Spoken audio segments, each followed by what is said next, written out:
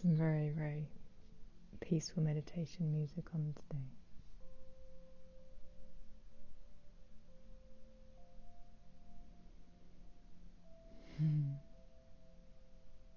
Hi everyone. My check-in today, my practice for the day.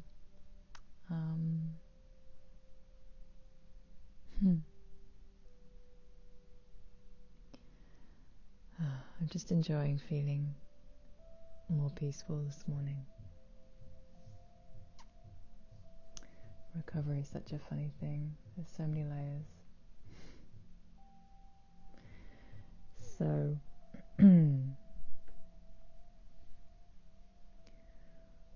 it's quite windy today.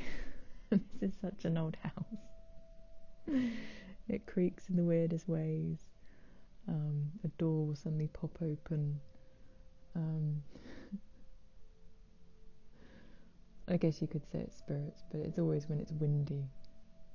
So on a practical level, it's like, how much does this house just move? There's something quite nice about that. All the beams are exposed. There's so many beams in this place. And they look like ribs and spines and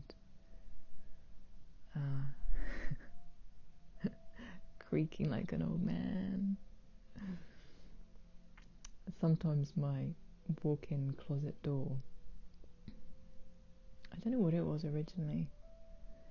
It's basically just the space the other side of the huge chimney, which they turned into a cupboard, a walk-in cupboard. And it used to just have drawers and things in, but I fitted it out, so it's got rails and things, and it's quite nice in there now. It's my little dressing room. Just needs a cute window. Anyway, sometimes that door pops open in the middle of the night. Thanks, guys. Thanks. Scares the bejesus out of me. Anyway, where was I? My lesson at the moment. I got really inspired last night by a webinar. I'll add details if this video goes out. About creating your life book. I've done a lot of exercises on envisioning, manifesting, thinking about my future. And the biggest thing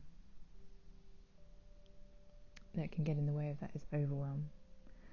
And I think I'm getting more discerning about thinking about who are the people making these, because very often,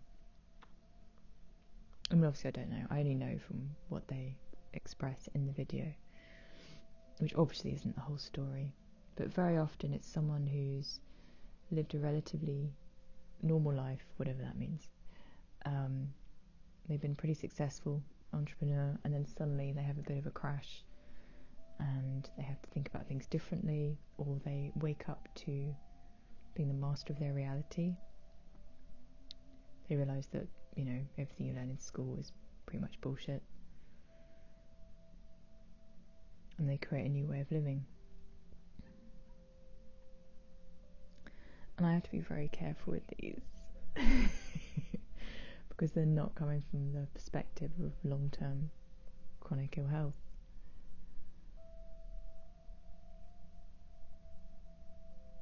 I'm hearing sift for the gold. And this is such a big lesson for all of us, chronic ill health or not. Finding what resonates, finding what is true for us, what serves us, what is good for us.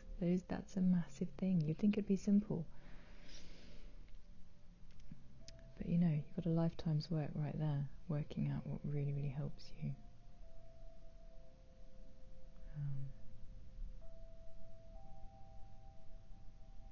So I got really inspired, and it was a bit out of my range, by which I mean, I remember when I was kind of my physical worst when I was 17, and I realised that both the good stuff, my hands are going to look huge on here, back to that a bit. There's the good stuff and the bad stuff. And by that I mean, you know, the good emotions, the positivity, the positive brigade, and then there's the negative emotions, negative stuff in life. And I realised that they were equally as toxic to me. My body could not sustain either. So this constant chasing for positivity was just as bad as staying for too long in all the negative stuff. My body would just burn out on it, literally. It was too much energy. And, you know, with ME, because your body is not replenishing energy, that's why, right? It takes energy to be positive, it takes energy to be inspired, it takes energy to be on life purpose, it takes energy to create money. You need your health and your energy first before everything. And there's definitely been times in my life where I've chased the positivity thinking it would give me energy. And yes, it's important to plug into where you're going, but even that's got to be in range. You know, you can't blow yourself out thinking I'm going to be a millionaire serving 1 million people. You're just going to be knocked over into overwhelm. And I think the thing with chronic ill health, that's so narrow. Your bandwidth is so narrow. It's a lot of surrender. But when you do, I remember when I was just starting to come out of the CPTSD, and I love the Pete Walker book on this. He would use the phrase, "This is just enough. My health right now is just enough. My personality is good enough." And that was like the biggest step he could take. And that was huge for me, just to scale it back. What is the next step from where you are? What is the next tiny step? And you cannot compare to anybody else's next step. You really, really can't. So for a long time for me, it was just saying to myself, I'm good enough. Even though my inner critic might start working on that even of like, well, you know, you need to love yourself properly. It's like, well, that's all I can do right now. I'm good enough. Just for today.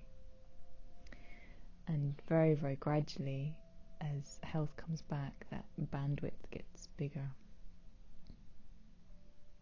So I blew myself out last night.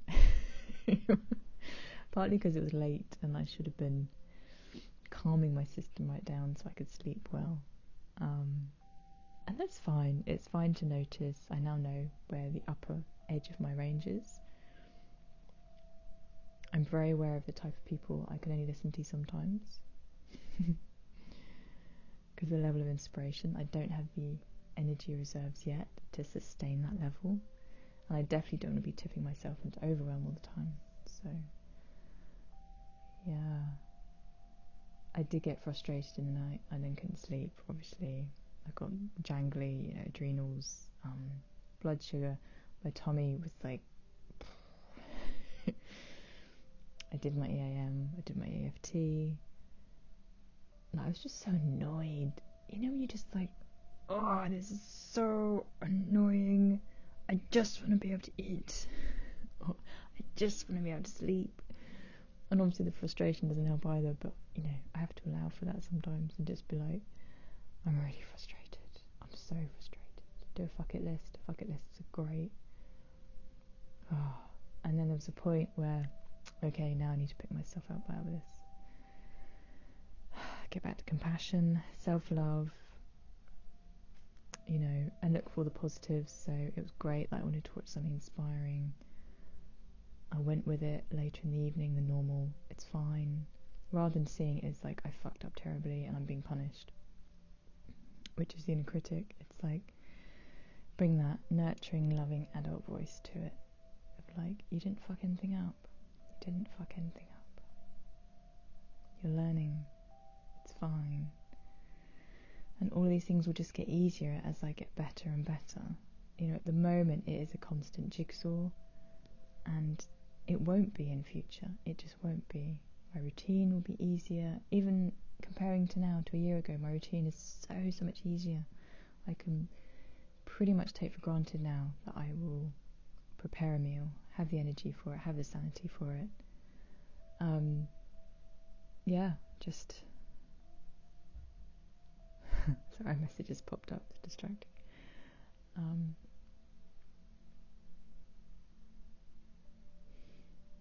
So I feel quite relieved this morning, learning that mother, what I call the mother energy, having that voice inside myself is huge. It's taken me, I don't know when I really started that. Obviously, I guess actively aware that I've been programming this in for a year. So that's awesome. So I still have some reluctance to eat because my digestion's not coping that well with it. But at the same time, I need to see if I can just turn off my Wi-Fi whilst recording. No, I can't. So that's that double-edged sword. I need to eat for my blood sugar and obviously nutrition and everything, and keep my energy as up as I can. I don't want to eat because it's uncomfortable. Not drastically, it's just a bit uncomfortable, bloated, a little bit of soreness, which I can cope perfectly fine, but it just triggers that brain thing again of, oh, you fucked up, and why am I still dealing with this shit, and the victim consciousness, and rah.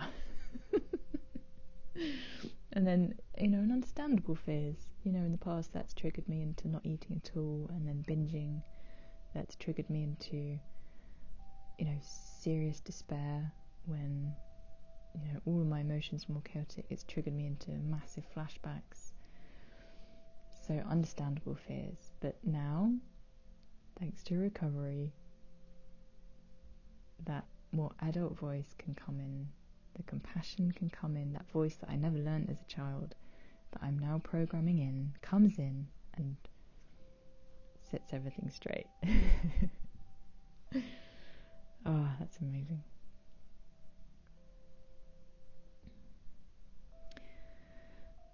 So no beating myself up for not being able to be on the positivity brigade thing. I have to start from where I'm at all the time. And I've kind of reached a wonderful point where I feel like I can deal with the anxiety at a deeper level now. Well, at a deeper level? What I mean to say is more consistently. So, for example, in the night, sometimes miraculously I'll just be surrendered in a good mood to it when it's happening more often. But when it hits me out the blue, that's when I get more frustrated because it's like, oh, I thought this was fixed. But actually, I can now just, I want to say, be more forceful about still feeling good. I can feel good even with that going on.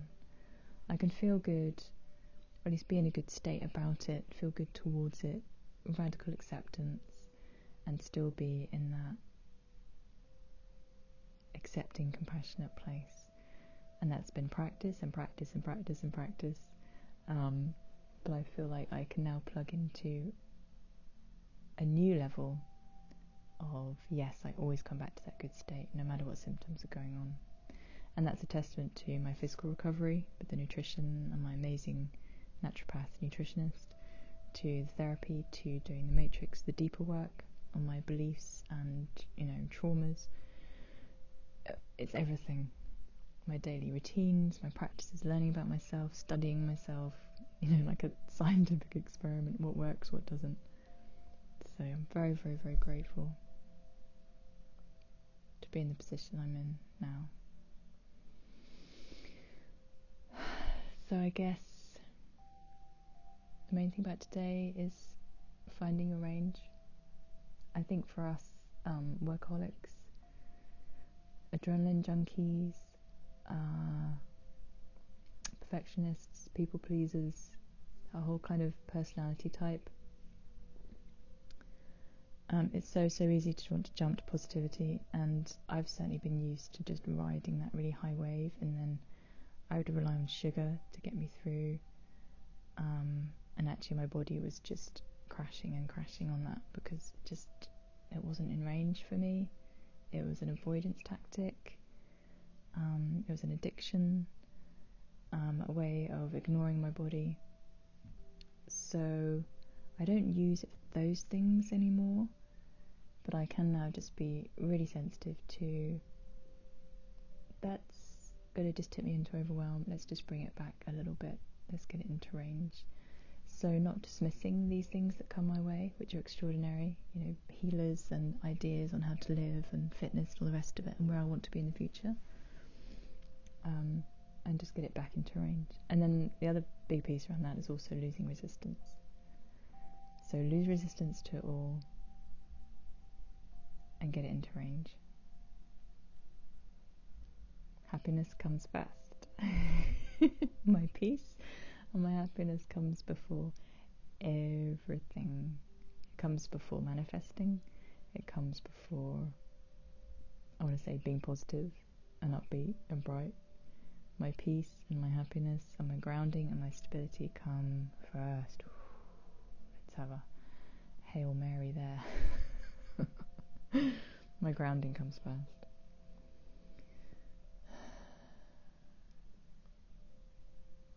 I have an image of the body losing the traumas, so I'm able to ground. It's safe. It's safe to be in my body. Isn't that a huge one for so many of us? It's safe finally to be in my body, because you ain't gonna manifest shit in your life until you're in your body and you're grounded and you feel safe. Who was it? I think it was Matt Kahn. I think that's his name. I'll just quickly check that. Again, sometimes I can't always listen to him. You know, I'm already in a bit of overwhelm, self-judgment, and I need to then deal with those things rather than keep listening to him. Which has nothing to do with what he's saying. That's just where my energy is at. He said something beautiful once. He said, if your spiritual practice is not bringing you to ever deeper levels of feeling safe and at peace, then it's not a spiritual practice. Whoa. Whoa, right there. How many of us think that spiritual practice is about challenging yourself the whole time? You know, where is that actually coming from? There are enough initiations in life and challenges. And if you're not grounded and at peace with yourself, then those initiations aren't going to do any good anyway. Yeah. Okay, it's been lovely to check in. I'm quite happy. I feel very relaxed and authentic. I've even just still got, I quite often wear my dressing gown over, I'm actually dressed, but I quite often wear this because it's so lovely and soft. It's one of my real comfort things since nurturing myself more and loving myself more. I love it. It's my cozy bath.